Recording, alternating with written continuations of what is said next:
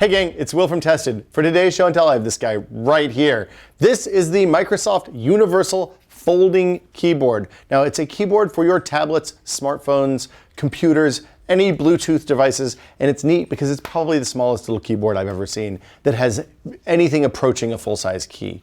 The keys are about 80% the size of a traditional keyboard, and they use a mechanism that's very similar to the one on this guy. This is the typing cover for the Surface Pro 3. You get a decent amount of travel on the keys, but the neat thing about this is that it connects to multiple devices of any OS, including iOS, Android, and Windows, and of course Mac as well. So you control which OS it's set up the keyboard shortcuts for, so that, for example, your command and control keys are in the right place for the right OS. If you're used to using OS 10, you use Windows keyboards with that, you always have to switch it over. On this, the hardware will do it for you.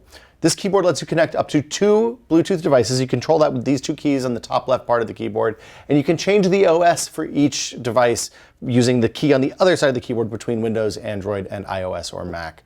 Typing feels pretty good, although I have to say the big gap between the 2 sides took me a little bit of getting used to, especially the B and the T keys.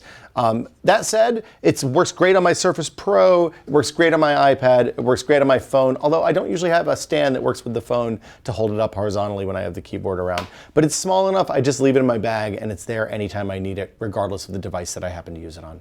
Again, this is the Microsoft Folding Universal Keyboard. It's about $70, which means it's pretty expensive, but you're paying for rechargeable battery. It plugs in via micro USB, and the fact that it's incredibly small, incredibly thin. It gives you a real keyboard on devices that you may or may not be used to having a real keyboard on.